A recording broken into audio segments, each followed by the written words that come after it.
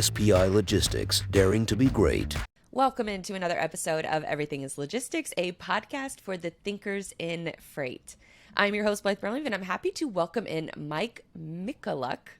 Did I say that right? You said it right. Good one. Awesome. Good one. Okay, good. He's the Vice President of Sales and Operations at SPI Logistics, and we're going to be talking about the wonderful world of freight agent programs. So, Mike, thank you so much for joining. Thanks for having me. This is exciting, Blythe. I've been looking forward to this for a while. Yeah, likewise. And for folks who may not know, about you, about your career background, give us a sense of how you got into the logistics industry to begin with. Oh my goodness, we're gonna need more than an hour. I basically fell into this industry right out of school, believe it or not. So I've been doing this, and I'm not going to tell you the exact number of years because then you'll be able to figure out my age, but it's well over 20 years in this industry, and I've touched all modes of transport. I started my career in air freight and air cargo, was heavily involved in international trade, especially on the Asia Pacific trade lane coming into the US and Canada. And then within the last year, I got into the domestic transportation within Canada and the US. And to be honest with you, I think that's where the excitement really happens. It's a fast moving product. Anybody that you talk to has some sort of a transportation need when it comes to domestic transportation, and there's always opportunities. That's interesting that you say that about, so you came from the international side of things, which I would automatically think is way more exciting than the domestic side of things, but it's the opposite for you. You know what? If you take a look at air freight, that's exciting. That's fast paced. But think about this. You move something out of, the port of Shanghai coming into Long Beach, California.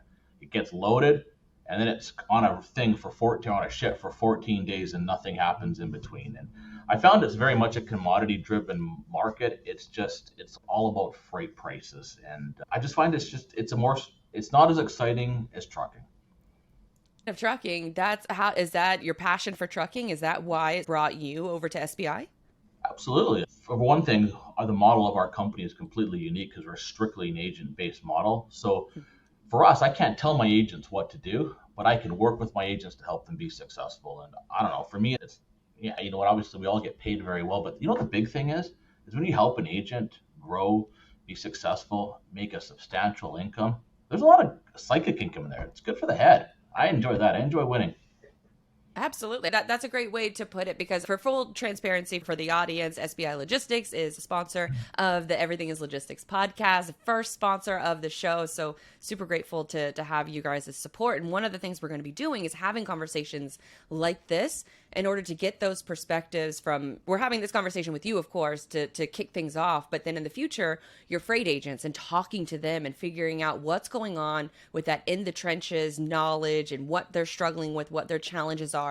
Hopefully it can help other folks out there. So I guess for the larger landscape of what the freight agent world looks like, can you break down the difference between a freight agent and a freight broker? Absolutely. Good question. So I attribute a freight broker as someone who is in the trenches, either getting a customer, finding the carrier to sit there to move it on. And they could work for a large 3PL, like whether it be an asset-based company or a non-asset-based company, but they work for a company and they basically dispatch cargo. And they somewhat manage that book of business.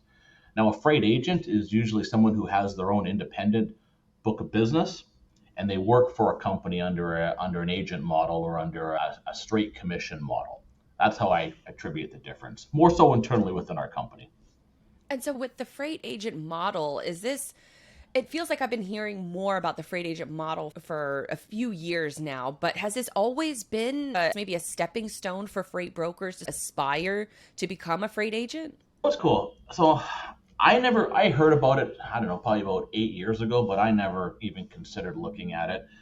Obviously, the first thing was that it was strictly a commission-based model. And, when you had a family and you're used to a salary, that guaranteed income you hold tight to that. You need that, right? It's hard to let go and all of a sudden just go on your own. But a lot of the freight agents that have gone on their own are extremely successful. They're entrepreneurs. They have their own business, yet they don't have any of the financial risk where it comes to having to buy a TMS, having to worry about receivables and payables, because the company that they represent as an agent take on all that financial risk. But in my mind, looking back, I probably wish I would have done this years ago because I probably would have been quite successful at it. But it is really a phenomenal experience for an entrepreneur to start and own their own business with very little risk. And so when you're mentioning the different freight agent program aspects, and so you mentioned accounts payable and the TMS software, what would the cost structure look like if a freight agent were just maybe starting out on their own and having to purchase all of these things versus partnering with a different company like Oh, yours? yeah, absolutely. I think if anybody wanted to start their own 3PL, the cost would be insurmountable. Even if you had your own account base and you had your own contacts, buying a TMS software, you can get by on a monthly fee with it, but you'll have a very basic software. But if you want a real robust TMS software that ties into your customers' TMS system as well too in their own network, and to have all the tools that go along with load boards and obviously connections to those load boards would cost you in the thousands of dollars per month, plus the upfront cost for it as well. Then you got to get your MC number, you've got to get your own insurance, and then you got to have cash flow in order to sit there to pay the carriers and also to sit there and collect from your customers. And then what happens if you're running cash flow and your customer is paying well over 30 days? Say they have 90, say they don't pay you for 90 days, that's on you. It's interesting because we brought on people that have been their own 3PLs where they've self-financed themselves. And it's interesting. Two of the reasons, actually probably the second reason they probably realized after, but the first reason why they do it was because they've been stuck with bad debt, and that drains their own cash flow. So for them, they don't want to take on any more financial risks. The second thing is once they come on and they realize that they don't have to worry about paying the carriers and collecting money from their customers, which if you put it into perspective, that takes a lot of time. There's a lot of time and manpower that goes into that they actually have more time to sell and to build on their book of business. So that was one of the added bonuses that they found after they came on board. They're like, wow, I have that much more time to really service my customers and to go after new customers. And then the other side of it is your carrier relations. When you deal with a company like ours who's been around for 40 years and your reputation is solid with carriers, that helps. Carriers are picky. There's only certain people they want to deal with, and they want to make sure that who they're dealing with is reputable and that they're going to be paid on time too. And they're going to be around for longer than 90 days than maybe some of these other companies out here. Now, when you look at maybe like the grand landscape of freight agent programs, are there like bare minimums that most programs offer? And then there's like that next level above. Give us a lay of the land of the competition of what that looks like. Sure. We get people that contact us all the time that are looking to become a freight agent, whether they're with a company right now where they're on a salary and a commission level and they're looking to go out on their own, or even ones within other agencies that are looking for a change. Usually it happens because something has happened within their company that is frustrating them. One, they're probably not getting paid. Second thing is maybe they're not offering credit to their customers. Or the third one, which we see a lot of, is there's a lot of freight agent models that are out there that have so many agents and it's saturated. They can't go after new business because there's so many agents that are already working on that. So those are a couple of things that I really look at. I would look at what financial risk do I have coming on into an agency. Some agency models will pass on bad debt or have a split on the bad debt with the agent, so they'll be on the hook for some of it. The other thing is they may get charged for some of the TMS add-ons. They may get charged for load boards or any type of API connections that need to take place with their customers. I think the biggest thing that anyone who is a freight agent now or who's looking to become a freight agent is do your research and don't talk to just one company, talk to many different companies. And it's got to be a fit. You got to feel comfortable with the company that you're working on. And we encourage any freight agents that we talk to, have you done your research on other companies? What are they offering that's really important to you that you feel is a good fit? What are some things that you're looking for that are really important and non-negotiable on your side? And just having those valuable conversations with them, you'll get a sense of who's the right fit and who's the not right fit. But I look at saturation huge. Find out how many agents do you have in your network. If I was to sit there and put forward an account list, how many of those are going to come back with being available for me to pursue? And that's one thing that we'll do is any agent that we talk to that has a substantial customer list, we'll put together an NDA, we'll both sign it so we have protection, and we'll run it through our database to find out if the accounts are open or not. And in most cases, 90% of the time, these accounts are open. We're still a large company, but there's so much freight out there. There's so many customers out there. But I think with some companies, they get to that level of having so many agents that the market becomes extremely saturated, and it's hard for an agent to come in and to not only to take their existing book of business, but to add on to that book of business with more. Because they're all coming from the same pool of the carriers that everybody can use and the software and the capabilities. So they're lumped in. Exactly. So when say I'm a freight agent and I just went through a terrible time, I found out I got to split this debt with my current provider, and so I start looking around for a new partnership. What kind of questions should they be asking when it comes from that new partnership? Absolutely. But do I have a non-compete? Is the agency that I'm working with, do they have a non-compete? Not that I'm a believer in non-competes because I think they hinder people. Do you have a non-solicitation? Can you take your customers and go out with you? Or is the company I'm going to be requiring that of me?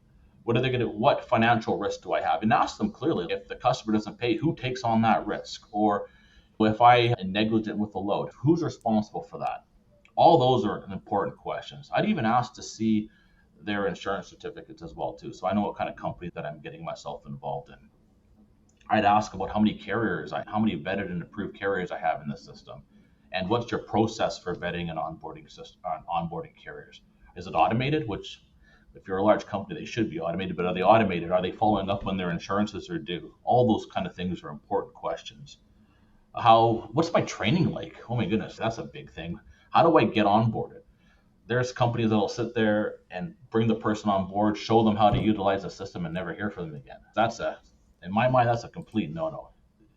Your back office support has to be one of the closest people tied in with the agents, working with them, helping them develop the programs, helping them get set up, helping them understand the TMS tool to the best capability that it can offer.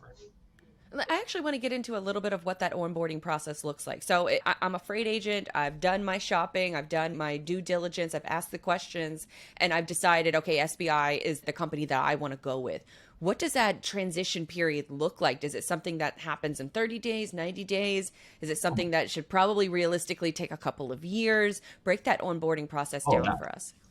I don't know. I think we've perfected the onboarding system. A lot of the agents that we bring on are with the current company and they're unhappy and they want to leave quickly. So our team back office support with Anita, and she's responsible for all our client care. She has perfected the onboarding process, and we can onboard a new agent within 2 days and have them fully up and running and operational. And wow. We've even done it too. We're on a weekend, on a Friday night, they decide they want to leave and be up and running on a Monday morning. And we've been able to do that. A lot of it starts with a little preparation, getting all their accounts set up with credit and entered into the system. But the training on the system is so user friendly. Plus our back office support team, our client care team works directly with the agents to show them how to book their loads in the system. They walk through the whole process until they're comfortable with it. And for some agents, it could be a longer process, with training and feeling comfortable with it. Others, they see it, they understand it, and they're off and running as well. So I believe that the onboarding process is not a lengthy process. And I think when agents with a current company aren't happy and want to leave, they leave quick. But when an agent is with a company and they're relatively happy, it's overwhelming to take your existing book of business, however big that is, if it's a $4 million, $10 million, $20 million book of business, tell your customers you're leaving to go to another agency, and that whole transition is completely overwhelming. And most people would rather work with an agency they're not 100% happy with just because of the work that goes involved with it. But we've really broken down that whole process to make it as easy as possible for the agent to onboard their customers, even help them talk to their customers about why they're leaving and the benefits they're going to have when they join the SPI network. And that alleviates a lot of that change and that stress that goes along with it. Is it almost a fear, I guess, maybe on their part that the customer is just going to say, I don't want to go through this change process. I don't know who you're going to. I'm comfortable with the way things are. And they have to alleviate that stress for them? Part of it's that. I think of it, here's the real powerful that freight agents have. Independent freight agents have this very powerful thing that they probably don't realize how good they actually have with the customer. A freight agent is a customer's best ally. They're the ones that are going to answer the phone at 5 o'clock in the morning. They're going to answer the phone call at 1 o'clock in the morning when they're in trouble and they need a load covered. Freight agents have the best relationships with their customers. And I'll explain why. If you're working as a broker for a large 3PL, you may be the salesperson and you have a good relationship with the customer. And then the operations person has a good relationship with the customer. And then there's somebody in credit who has a relationship with the customer. You have all these various people. So one of them leaves, they still have two people to fall back on. As a freight agent, That's the one and only person that they're dealing with, and the relationships with them are strong. And I challenge a lot of people, try and take a customer away from somebody who is an independent freight agent, and it's tough because they have that rock solid relationship that is hard to break. So when a freight agent is looking to come on board and they're probably fearful how their customer is going to react, you know what? In most cases, the customer is going to be the one that lacks if he doesn't follow the freight agent because he's so used to that phenomenal service and that relationship that he has with that particular individual. So And I I think almost imagine you probably develop that rapport, that trust with your customer, that they're going to trust you, that this is the right move for both of your relationship. absolutely, absolutely. But yeah, freight agents in my mind have solid relationships with their customers. It's a hard one to break. A lot of freight agents probably don't realize how strong that relationship is. So after an agent is onboarded, they're completed their training, they're up and running, what does the day-to-day look like for them? Are they now part of the SPI team, or do they really just work independently like they always have been? They work independently. They have their own core carriers they're dealing with. They know the shipments that they're doing. There's a lot of things that come up in the day-to-day aspect of dispatching freight. And whenever they need support, they reach into our back office team and they'll walk them through whether it's the carriers trying to hold a load hostage, we'll work with them on that, or if more credits needed, or for instance, some customers have some more requirements in order to grow the business. We need some more IT capabilities to work with that customer. They'll work with our IT team to have that connectivity set up with their customer. So it varies. Sometimes, a freight agent may go a couple days without having to talk to anyone in the office. Other things, depending on situations that come up, they could be talking regularly with it. And I think it's important. Our agents and our with it are really close to our team. They work pretty closely, not just because of the support, but we have the vested interest in trying to help them to succeed. So we'll work with them on strategies on how to grow their business, how to deep sell their customers.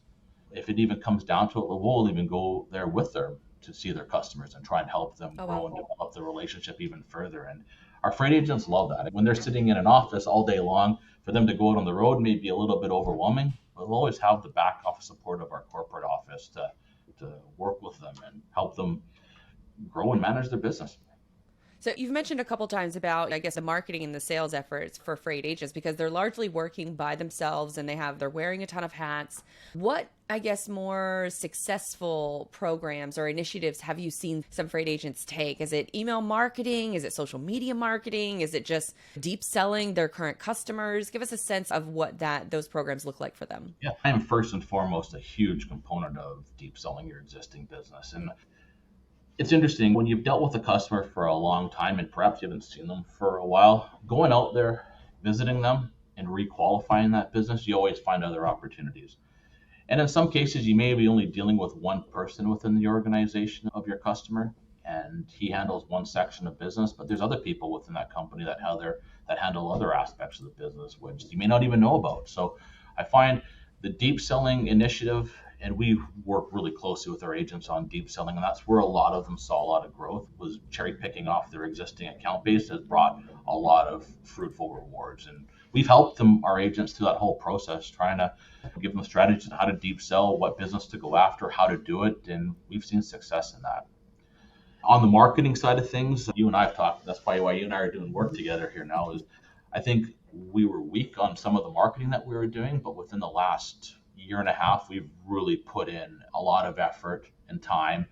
And we're learning as we go too, from people like you and from people like Chris, about how to market our company. And I think we're going to see a lot more come out of that. And with that's also going to come other customer opportunities for our agents, which I think are going to be very positive.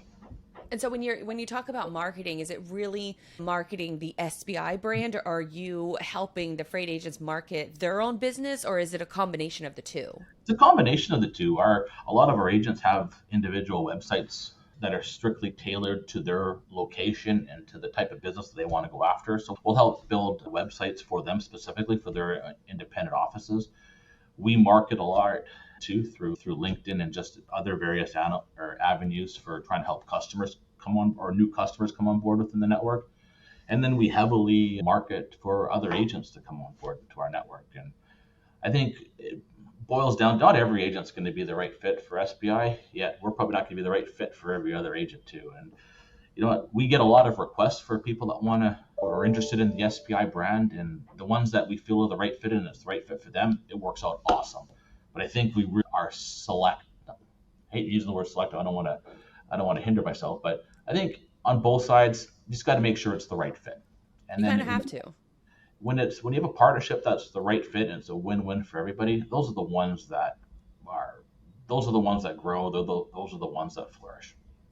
And so when you talk about some of the agents that you're looking for, is it more of the focus for SPI to be, I don't want to say like headhunting, but that's what it is. Like you're looking for those top elite providers that are a good ideal customer profile, ICP fit for you guys, or are they coming to you and you're vetting them that way? We get a lot that come to us and we'll vet them that way. We have a lot too that we're actively pursuing. And the thing is, when you're trying to bring an agent on board, trying to recruit an agent, the process is long. You'll talk to any other of our competitors. Trying to go after an agent, it could take months, it could take years. Oh, wow.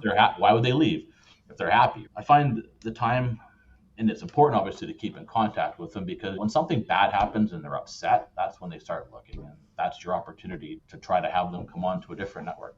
But it's a long process. So if I'm a freight agent and I'm thinking about making that next phase move, what kind of things should I be preparing on my end of things in order to make sure that if I approach a company like SPI, that they're gonna take me in? Good question. I think understand your business. What are you doing in revenue? What are you doing in gross profit? What do your margin percentages look like? What kind of commodities are you moving? Is it freight all kinds? Are you specifically moving a specific niche? Like all those things are what a freight agent company like ourselves is going to ask. We're going to ask too, what's important to you? What's important to you if you made a change? What are some non-negotiables? That's huge. You get a wide array of answers when it comes to that. A lot of it boils down to technology. What kind of technology do you need in order to satisfy your customers' requirements? And in some cases, you may not be getting what you need to satisfy your customers' requirements. That's where you want to really look into the company that you're looking at to join. What is their technology? What kind of flexibility do they offer with technology? Are they adaptable to my customers if my customers have changing needs? Huge questions to ask. And I think there's a lot of companies out there that are investing in technology. Then there's some that are just holding tight with the technology they have. Then there's others that are really trying to be the pioneers of technology when it comes to the 3PL network. And those are the ones you really want to look at. That's important. Technology is expensive. And I think you'll find a lot of companies you talk to that want to be up there in that top echelon when it comes to technology. It's a lot of money, and you got to spend a lot of money in order to get the right tools in place and to keep in line as technology starts changing.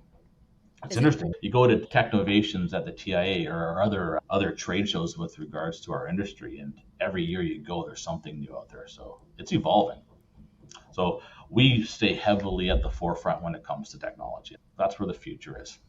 Can you go a little bit deeper on that for us? What, I guess, sort of bare minimum technology should a freight agent program be offering? And then I would imagine that you guys are a couple steps ahead of that. Is from your TMS system, can you post to various load board sites? Can you have an internal program for LTL2 where it's capturing rates with the very LTL providers within North America? I think that's important. What about connectivity to your customers? Can they push invoices through? Can they push loads into your system? Those are the things you really want to look at. And how in depth can they go with that? I think a big thing is asking a freight agency what flexibility they have with their tools. Some of them are homegrown tools, so they have some flexibility. Some of them are utilizing a standard platform, but asking them what kind of flexibility can they have with the platform to make it unique to what their business needs are. Those are huge. And I would say in the last 5 years since when we launched our new TMS program, and we have an in-house VP of IT who is completely hands-on building programs, it has taken it to the next level. And whereas before with the old TMS system we're using, it was probably hindering us from bringing on new agents. Now our TMS system, I don't have any roadblocks with bringing on any agent of any size anymore, just because we've invested heavily into technology. And so with SPI, they've invested, you just said, heavily into technology. Is there one aspect of the freight agent program that you guys offer that you want to be able to offer in the future, or you have plans to offer in the future? It's a good question. I got a lot of different things that we're working on. Here's what we're working on right now, which I think is good. and this will be launched within the next, I don't know, probably 6 to 8 weeks, is our carrier scorecard on the system. So right now, obviously, there's a lot of good carriers, a lot of bad carriers. But what we're trying to do is have our carrier scorecard where it's going to assess the risk for utilizing a certain carrier for claims or just poor performance or just past history. That's what we're doing. So when all of a sudden an agent wants to book a load with a specific carrier, the carrier information will come out and they'll be scored as to their percentage of having a successful transaction. And if the scorecard, if it's low, we would hope that the agent would not use them just because it's putting a risk to them, their customer, and also you could have insurance claims. So I think that's a huge thing that's going to help make better choices on carriers to use. And it's going to help us partner with better carriers too. That's a great way to answer that, because that's going to cut out a lot of the headache, I think, for a lot of these folks that are just in the day-to-day of booking loads and making sure the freight gets from one place to another. But it starts off with having those good relationships, especially from the carrier side of things. All right, Mike, what else do you guys have coming down the pipeline? What can folks expect from SPI related to the company overall? What kind of stuff should we expect from you guys? We've already talked. We're going to have our agents come in and talk with you about their journey. We had a lot that came from a salaried role with a company where they were a salesperson, and all of a sudden transitioned to becoming a freight agent and having their own business. We want to share that journey with people, because I think we touched on it earlier. Not everybody understands what a freight agent does and how that whole process looks like. And obviously, there's a lot of fear that goes into it. Taking a role where you're on a salary and commission, and all of a sudden you're going on your own and you're betting on yourself. So we're going to have some of our agents talk about that journey that they had, how they scaled their business. I think that's huge. An agent can come on board and grow a certain book of business just with themselves, but then they want to expand and they got to hire other people. What does that whole process look like? So I think it's just sharing the agent journey is going to spur on more people to look into this way of doing business in the transportation market. And that's what we want to do. 100% said, because I think freight agents are very similar to a lot of founders within this, or just founders in general, entrepreneurs in general. You're wearing a ton of hats and you want to know how you can do a better job for not only yourself and your time and your sanity, but also for your customers, because you want to do right by them, because without you, you're out of business pretty quickly. But I don't know many businesses where you could actually own your own business with little to no financial risk or putting any money out there. Just bet on yourself. And there are customers out there that everyone has a great relationship with their customers, but never put aside how valuable those relationships are. If your customer values you and likes you and wants to do business with you, they'll follow you. 100%. All right, Mike, where can folks, say if you're a potential freight agent listening to this, where can folks check out SPI's agent program, follow you, follow SPI, all that good stuff? Absolutely. And we get a lot of people just calling, just asking about what the process is like to become a freight agent. And we're always open to have those conversations. There's a lot of potential for some good entrepreneurs in this industry to take on this freight agent model. And those are the people we want to talk to. Where did they find out more about that? In social media, the website? We got all kinds. Check our website at www.spi3pl.com. Our LinkedIn page, our SPI Logistics, has a ton of information on being a freight agent, how to get in contact with us. You know what? You'll have probably my name posted on there too. Search me on LinkedIn. Feel free to call me. I'm open to having those conversations. Heck yeah. You guys also have a really great marketing department too that even helped me with a couple of my podcast graphics. So they're gonna help you out. Absolutely. There's enough resources out there to find us and to get in touch with us if you're interested. Awesome. And I'll link to all those different contact links in the show notes just to make it super easy. But Mike, thank you for joining the show. And I'm looking forward, and thank you for the partnership, of course, but then I'm also looking forward to a lot of those conversations with your agents in the future, because there's a lot of valuable insight that can come from those in the trenches experience. I believe it. I'm excited for your journey too, Blythe. And I think between your company and our company, we're going to have some great things happening. And I believe in it. Heck yeah. Well, thank you so much. I believe in you guys too, which is why, this partnership makes sense, is you find good people that you connect with, and hopefully magic comes from that. So hopefully other folks will find this valuable and insightful in their entrepreneurial freight agent journey. So appreciate your time, Mike. I hope people can, as they listen to this, they can get an idea of the culture of SPI and what we're all about. And we're going to have some of our executive team on there, some of our agents, but I hope when anyone listening is going to get a good feel about what our culture is like. Culture sells. Heck yeah. Believe in the entrepreneur.